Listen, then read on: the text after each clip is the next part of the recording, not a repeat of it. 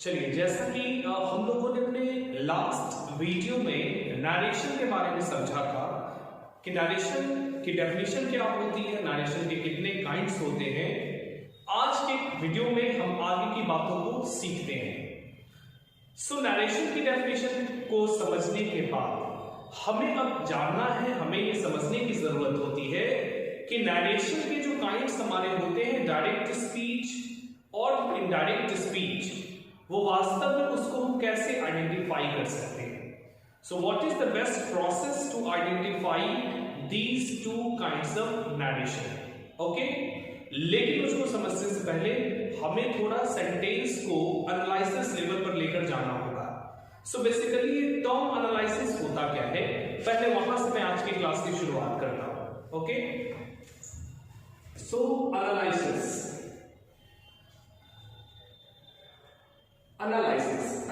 को अगर कहा जाए तो इसको हम सिंपल डिफाइन करते हैं, breaking up, which means to break up the sentences into its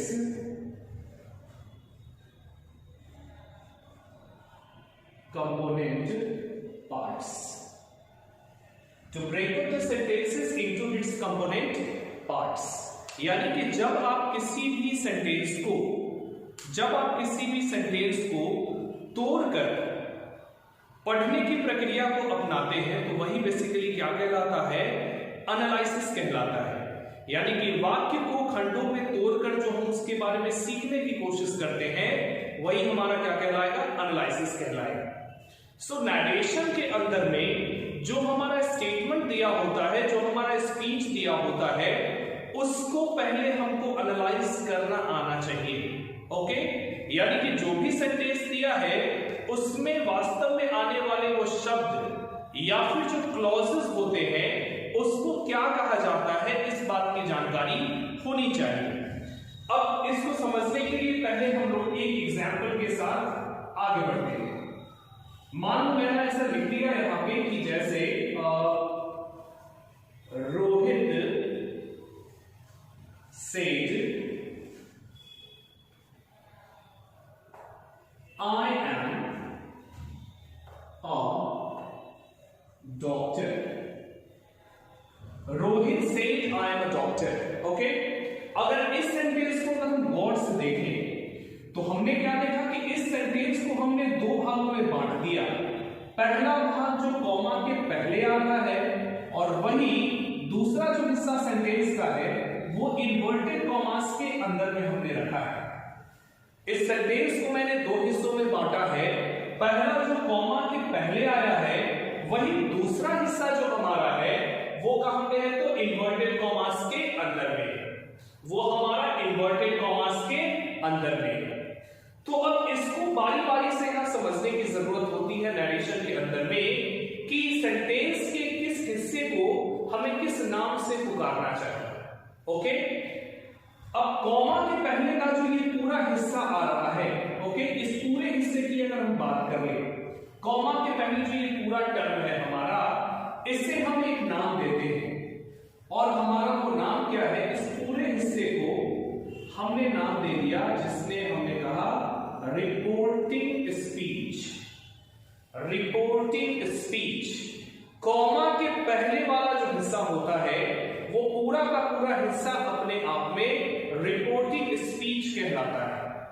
comma के पहले का जो हिस्सा होता है वो अपने आप में क्या कहलाएगा, वो रिपोर्टिंग स्पीच कहलाएगा। ओके, इस रिपोर्टिंग स्पीच में अगर हम समझने की कोशिश करें तो अभी हमारे पास दो शब्द आए हैं। इस रिपोर्टिंग स्पीच में यहां जो आया है रोहित, या इस रिपोर्टिंग स्पीच का अपने आप में है सब्जेक्ट। वहीं अगर हम बात करें सेड की तो सेड यहां पे इस रिपोर्टिंग स्पीच में काम कर रहा है रिपोर्टिंग वर्ब की। इस सेंटेंस में ये सेड काम कर रहा है किसकी, रिपोर्टिंग वर्ब की, जिसे हम शॉर्ट में आरवी के नाम से भी जानते हैं। ये टर्म अपने आप में बड़ा ही इंपॉर्टेंट होगा, इसलिए इसे बिल्कुल याद रखने की जरूरत होगी। यहां पे कॉमा के पहले वाले पूरे हिस्से को हमने नाम दिया रिपोर्टिंग स्पीच। इस रिपोर्टिंग स्पीच में सबसे पहले जो आता है वो आता है रिपोर्टिंग स्पीच का सब्जेक्ट, और उसके बाद आने वाला जो वर्ब होता है उसी वर्ब को हम किस नाम से पुकारते हैं? हम पुकारते हैं रिपोर्टिंग वर्ब के नाम से, और वही रिपोर्टिंग वर्ब को हम शॉर्ट में क्या कहते हैं? उसी रिपोर्टिंग वर्ब को हम आरवी के नाम से भी जानते हैं। ओके, अगर इस रिपोर्टिंग स्पीच में हम बात करें कि सब्जेक्ट और रिपोर्टिंग वर्ब के अलावा क्या कुछ और भी हो सकता है क्या, तो मैं बिल्कुल कहूंगा हाँ, एक और भी चीज आ सकती है, और वो होता है क्या? ऑब्जेक्ट। वो क्या होता है? हमारा ऑब्जेक्ट होता है। ओके, अगर इस सेंटेंस को थोड़ा सा हम सुधार लें और इलोंगेट कर ले, मैं आपके समझने के लिए यहाँ पे एक चीज और ऐड कर देता हूं। यहां पे मैं सेट के बाद कर देता हूं टू, और फिर मान लो मैंने यहां पे पुट कर दिया मी। इसको ऐसे समझते हैं। ओके, अब यहां पे देखो एक मी को भी मैंने ऐड कर दिया, राइट। अब मी यहां पे क्या है? तो मी इस जगह पे काम कर रहा है बतौर किसकी? ऑब्जेक्ट की। बतौर किसकी? ऑब्जेक्ट की। यानी कि रिपोर्टिंग स्पीच में अगर गौर से देखा जाए तो तीन चीजें ही आती हैं। रिपोर्टिंग स्पीच में अगर देखा जाए तो तीन चीजें आती है अक्सर। हाँ, सबसे पहला उस रिपोर्टिंग स्पीच का सब्जेक्ट आता है, उसके बाद उस रिपोर्टिंग स्पीच का वर्ब जो कि रिपोर्टिंग वर्ब के नाम से जाना जाता है, और वही टर्म अपने आप में शॉर्ट में आरवी कहलाता है, और वही उस रिपोर्टिंग वर्ब के बाद उसकी ऑब्जेक्ट आती है। ओके, तो ये तीन बातें आपको याद रखनी है कि रिपोर्टिंग स्पीच वाले हिस्से में रिपोर्टिंग स्पीच का अपना सब्जेक्ट आ सकता है, या फिर उसका रिपोर्टिंग वर्ब आएगा, या फिर उसके बाद उसका क्या आएगा भाई? तो ऑब्जेक्ट दिया होगा। ओके, सो इस हिस्से के बारे में हमने बात कर ली कि कॉमा के पहले वाला कंप्लीट हिस्सा रिपोर्टिंग स्पीच कहलाएगा।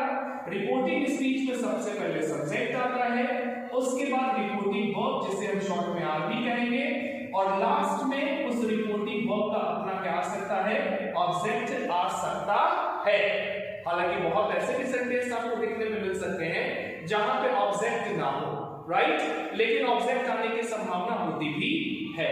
वही अब हम बात करते हैं सेंटेंस के दूसरे हिस्से की, इन्वर्टेड कॉमास के अंदर का। अगर हम पूरा सेंटेंस देख लें जो यहां पे लिखा है आई एम अ डॉक्टर, तो ये पूरा का पूरा स्टेटमेंट अपने आप में कहलाएगा,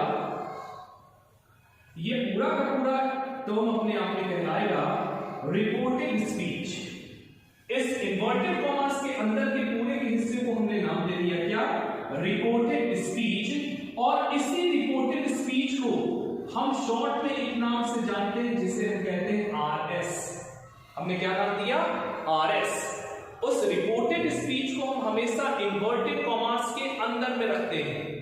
रिपोर्टेड स्पीच को हमेशा हम कहां रखते हैं भाई? इन्वर्टेड कॉमास के अंदर में रखते हैं, और इसी रिपोर्टेड स्पीच को शॉर्ट में हम क्या कहते हैं भैया? आरएस कहते हैं। ओके, एक बात यहां पे और समझनी है आपको। अगर आप देखें यहां पे तो ये reported speech I am a doctor, ये स्टेटमेंट दे कौन रहा है? एक्चुअली ये स्टेटमेंट वास्तव में कौन दे रहा है? ये स्टेटमेंट किसका है? रोहित का है। ये स्टेटमेंट किसका है? रोहित का है। विच मीन्स रोहित की बात करें तो ये तो सब्जेक्ट है, साथ ही साथ इस पूरे स्टेटमेंट के लिए रोहित सब्जेक्ट के साथ साथ यहां पे ये काम कर रहा है किसका? स्पीकर का। किसका? स्पीकर का। यानी कि आई एम डॉक्टर अगर हम कहते हैं तो ये स्टेटमेंट किसके स्पीकर के द्वारा है भाई? कौन सा स्पीकर है? तो हमारा तो रोहित है, राइट। तो ये स्पीकर के बोले गए शब्द को हमने कहा I am a doctor. So speaker कुछ भी कहता है उस बात को हम जिस हिस्से में रखते हैं, स्पीकर जो भी कहता है उस हिस्से को ही हम कहते हैं क्या? रिपोर्टेड स्पीच, और शॉर्ट में उसको क्या बोलते हैं? आरएस बोलते हैं, राइट। यानी कि ये जो आरएस है ये अपने आप में क्या है? तो हम कह सकते हैं इसे अपने आप में स्पीकर्स एग्जैक्ट वर्ड्स, या फिर हम कह सकते हैं speakers original words, right. So hopefully ये बात आपने समझी यहाँ पे कि भाई इन्वर्टेड कॉमास के अंदर में जो एक पूरा का पूरा हिस्सा होता है सेंटेंस का, वो अपने आप में पूरा वो सेंटेंस कहलाता है रिपोर्टेड स्पीच, जिसे हम शॉर्ट में कहते हैं आरएस। और यही आरएस अपने आप में स्पीकर के द्वारा बोला गया उसका ओरिजिनल वर्ड्स होता है, एग्जैक्ट वर्ड्स होता है, राइट। सो कॉमा के पहले वाले पूरे हिस्से को हमने रिपोर्टिंग स्पीच कहा और इन्वर्टेड कॉमास के अंदर वाले को पूरे को हमने रिपोर्टेड स्पीच कह दिया, राइट, जिसे हमने शॉर्ट में नाम दे दिया आरएस का। और ये रिपोर्टेड स्पीच, यही आरएस अपने आप में स्पीकर के द्वारा बोला गया एग्जैक्ट वर्ड्स होता है। स्पीकर की बातों को हम आरएस वाले हिस्से में रखते हैं और वो आरएस वाला हिस्सा हमेशा इन्वर्टेड कॉमास के अंदर ही आता है, राइट। तो आरएस वाले हिस्से को पहचानने का बेस्ट तरीका क्या है कि वो हमेशा इन्वर्टेड कॉमास के अंदर में ही आता है, ओके। अब अगर इस हिस्से में हम देखें तो हमने क्या देखा कि इस रिपोर्टेड स्पीच में भी हमारा आने वाला क्या क्या हो सकता है, इसमें भी सब्जेक्ट आ सकता है जी। फिर उसके बाद यहां जो ये वर्ब आया है, यहां जो ये वर्ब आया है, इसको हमने नाम दे दिया verb of the reported speech, verb of the reported speech, right. तो इस हिस्से में हमें इस दो चीजों को समझना जरूरी है कि रिपोर्टेड स्पीच वाले हिस्से में भी हमारा क्या आ सकता है, सब्जेक्ट आ सकता है, और उसके बाद आने वाला जो वर्ब होगा वो वर्ब क्या होगा हमारा, verb of the reported speech, okay. So इस दोनों चीजों को समझना बहुत ही ज्यादा जरूरी होता है, जिसे मैंने आपको बताया है। कॉमा के पहले वाले हिस्से को क्या कहते हैं, इन्वर्टेड कॉमास के अंदर वाले हिस्से को क्या कहा जाता है, ये बात तो आपको समझनी बहुत जरूरी है एनालिसिस लेवल पर, ओके। सो पूरे नरेशन के अंदर में दो टर्म बार बार रिपीट होगा, एक होगा आरवी।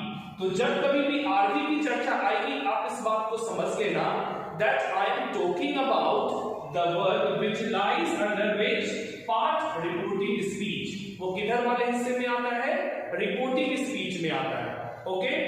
और ये आरवी आता है कहां पे भी, तो रिपोर्टिंग स्पीच वाले हिस्से में आता है सब्जेक्ट के बाद। वहीं जब कभी भी मैं आरएस की बात करूंगा आपसे, तो आपको यह समझना है कि स्पीकर के द्वारा जो बोला गया जो स्टेटमेंट है हमारा, मैं बात उसकी कर रहा हूं जिसे हमने रखा है इन्वर्टेड कॉमास के अंदर। इन्वर्टेड कॉमास के अंदर आने वाला जो कंप्लीट स्टेटमेंट होगा वो वास्तव में स्पीकर का स्टेटमेंट होगा, राइट। तो उस हिस्से को हमने नाम दे दिया क्या, हमने नाम दिया रिपोर्टेड स्पीच, जिसे हम शॉर्ट में आरएस भी कहते हैं। और उस आरएस के हिस्से में भी हमारा सब्जेक्ट आता है और उसके बाद आने वाली जो टर्म होती है that is verb of the reported speech, okay.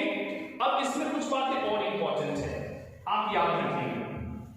देखिए कॉमा के पहले वाला जो हिस्सा है हमारा, कॉमा के पहले वाला जो हिस्सा जिसे हमने रिपोर्टिंग स्पीच का नाम दिया था, इसमें याद आप क्या रखेंगे कि इसमें आने वाला जो भी सब्जेक्ट या फिर जो ऑब्जेक्ट आता है, आई रिपीट, रिपोर्टिंग स्पीच में कभी भी जो सब्जेक्ट या ऑब्जेक्ट आता है ये कभी नहीं बदलता है, नेवर बी चेंज्ड,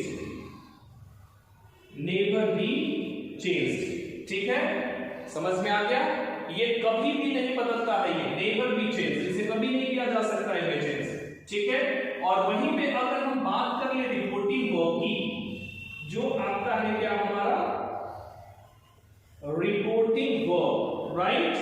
तो इसके बारे में आप याद रखिएगा, यहां मैं लिख देता हूं can be changed, can be changed